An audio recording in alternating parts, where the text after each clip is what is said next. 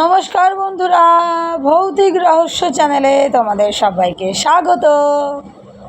আজকে যে গল্পটি শোনাবো, গল্পটির নাম লালটেম, লেখক শীর্ষেন্দু মুখোপাধ্যায়। তাহলে চলো বন্ধুরা, গল্পটা শুরু করা যাক। লালটেম কারও পরোয়া করে না, সে আছে বেশ। সকালবেলা সে 3টে মোষ নিয়ে চড়াতে বেরোয়।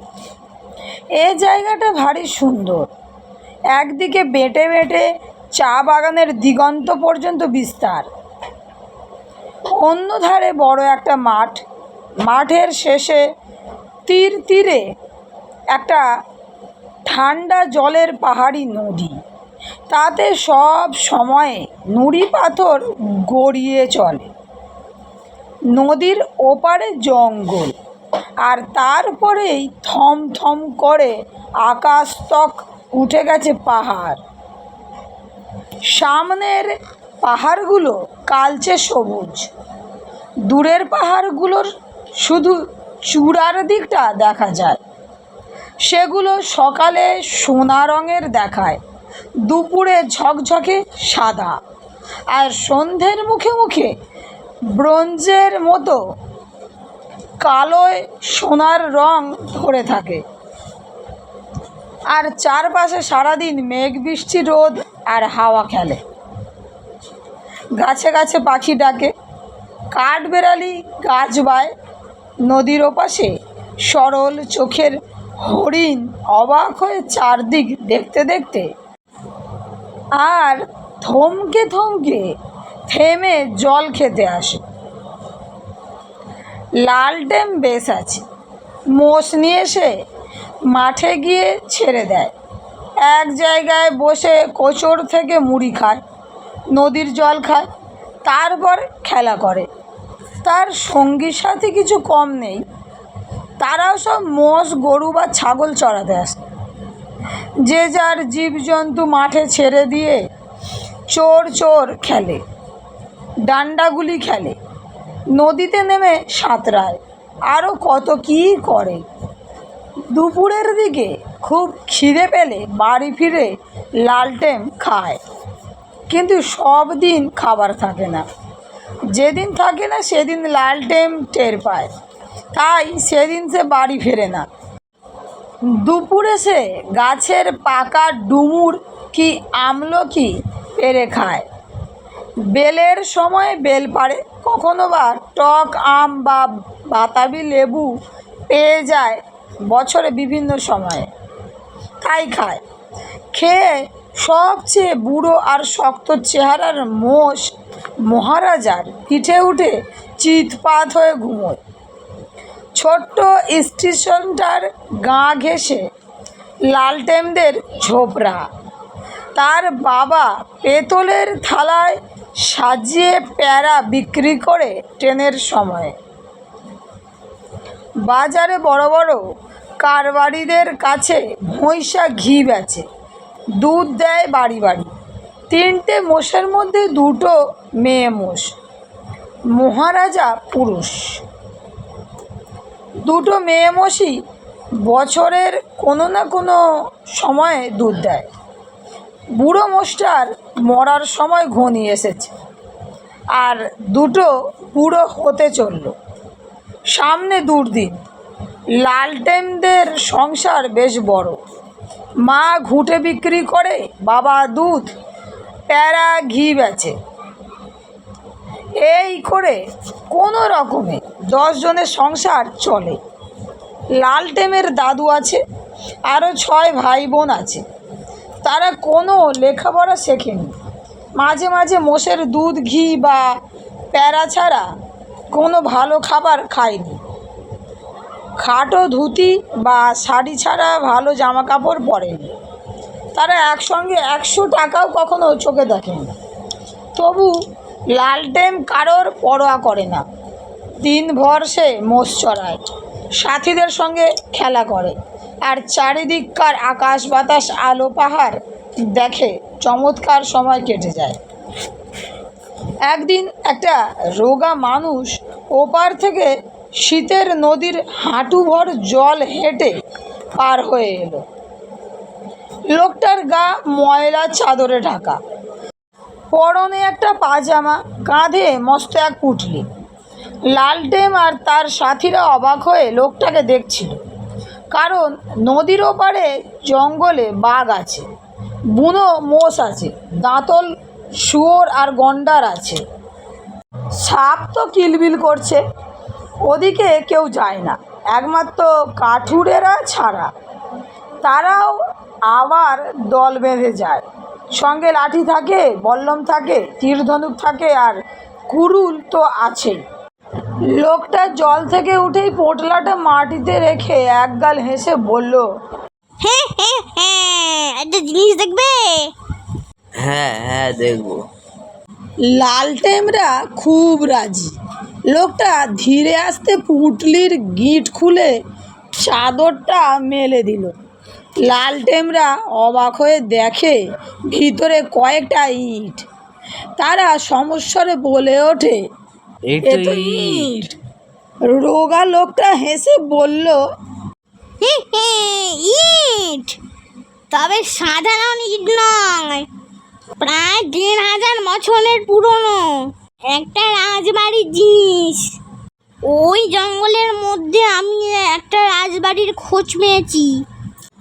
রাজা বা রাজবাড়ি সম্পর্কে লালটেমের ধারণা খুব স্পষ্ট নয়, তবে সে জানে একজন রাজা সোনার রুটি খেতেন। তার রানী যে শাড়ি পরতেন সেটা জ্যোৎস্নার সুতো দিয়ে বোনা। লোকটা ইটগুলো পুঁটলিতে বেঁধে হাত ঝেড়ে বলল, সেই রাজবাড়িটায় অনেক কিছু মাটির নিচে পোতা আছে। যে পাবে সে এক লাফে বড়লোক হয়ে যাবে। তবে কিনা সেখানে যক্ষেরা পাহারা দেয়, সাপ ফোনা ধরে আছে, চারিদিকে যাওয়া শক্ত। লালটেম বলে। তুমি তাহলে বড়লোক হলে না কেন? লোকটা অবাক হয়ে বলল, আমি আমি বড়লোক হয়ে কি করব? দুনিয়াতে আমার কেউ নেই, দিব্যি আছি, ঘুরে ঘুরে সময় কেটে যাচ্ছে। রাজবাড়িটা দেখতে পেয়ে আমি খালি লোককে দেখানোর জন্য কয়েকটা ইট কুড়িয়ে এনেছি। এইটাই আমার আনন্দ। লালটেম বলে। তোমাকে বাঘে ধরলো না, সাপে কাটলো না, বুনো মোষ তাড়া করলো না? লোকটা ভালো মানুষের মতো বলে, জানোয়ারেরাও বন্ধু আর শত্রু চিনতে পারে। আমি নিরীহ মানুষ, ওরা সেটা টের পেয়েছিল, তাই কিছু বলেনি। লোকটা তারপর গান গাইতে গাইতে মাঠ পেরিয়ে চলে গেল। ওরে মন, মনে এক কথা শুনিস না। লালটেম তার সাথীদের সঙ্গে খেলায় মেতে গেল। পরদিন ভোরবেলায় কোদাল গাঁইতি হাতে কয়েকজন লোক নদীর ধারে এসে হাজির। তাদের মধ্যে একজন লোককে লালটেম চেনে। সে হলো এ অঞ্চলের নামকরা গুন্ডা আর জুয়ারি প্রাণধর। লালটেমকে ডেকে সে লোকটা বলল, এ ছোড়া, ওই জঙ্গলের মধ্যে যাওয়ার রাস্তা আছে? লালটেম ভালো মানুষের মতো বলে, কাঠুরেদের পায়ে হাঁটার রাস্তা আছে। লোকটা কটমট করে চেয়ে বলে, আমরা যে এদিকে এসেছি, খবরদার কাউকে বলবি না। লোকগুলো হেঁটে শীতের নদী পার হয়ে ওপাশের জঙ্গলের মধ্যে অদৃশ্য হয়ে গেল। লালটেমরা মুখ তাকাতাকি করে নিজেদের মধ্যে খেলা শুরু করে দেয়। কিন্তু একটু বাদেই আবার কোদাল শাবল হাতে একদল লোক আসে। তারাও জঙ্গলের মধ্যে পথ আছে কিনা জিজ্ঞেস করে। তারপর লালটেমরা যাতে আর কাউকে না বলে সে বিষয়ে সাবধান করে দিয়ে নদী পার হয়ে জঙ্গলে ঢুকে পড়ে। সারাদিন যে এভাবে কত লোক জঙ্গলের মধ্যে গেল তার গুণাগুনতি নেই। তাদের মধ্যে কানা, খোঁড়া, বুড়ো, কচি, বড়লোক, গরিব সব রকম আছে। চোরের মতো হাব ভাব সবার, কী যেন গোপন করছে। এদের দলে লালটেম নিজের বাবাকেও দেখে ভারী অবাক হয়।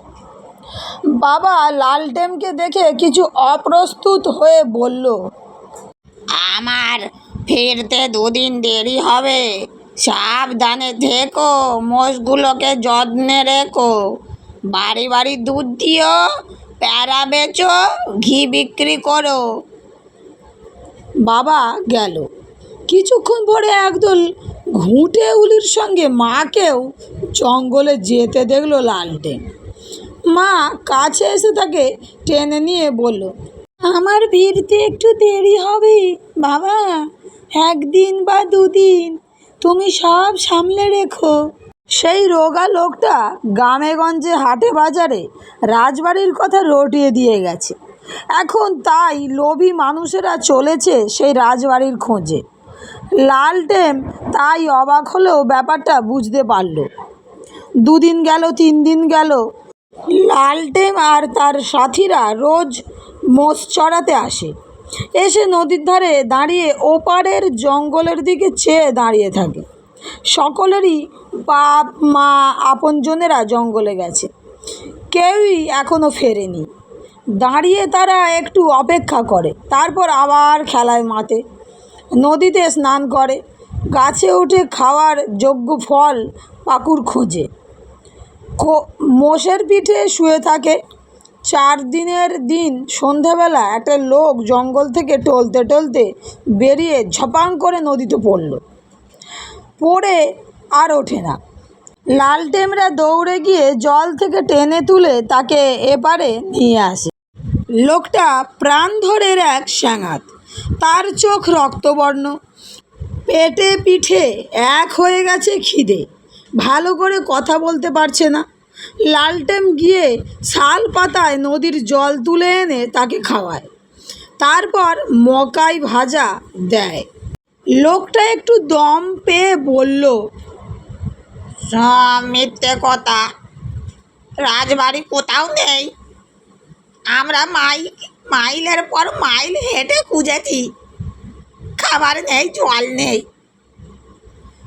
বন্ধুরা, গল্পটি আজকে এই পর্যন্তই। এই গল্পের শেষ পর্ব নিয়ে খুব শীঘ্রই আবার ফিরব। গল্পটা তোমাদের কেমন লেগেছে অবশ্যই আমাকে জানিও। আর ভালো লেগে থাকলে বন্ধুদের সঙ্গে শেয়ার করে, চ্যানেলটি সাবস্ক্রাইব করে, লাইক করে আমার সঙ্গে থেকো, যাতে আরও নতুন নতুন গল্প আমি তোমাদের শোনাতে পারি। আজকের মতো বিদায়। সবাই ভালো থেকো, সুস্থ থেকো, সবাইকে ভালো রেখো।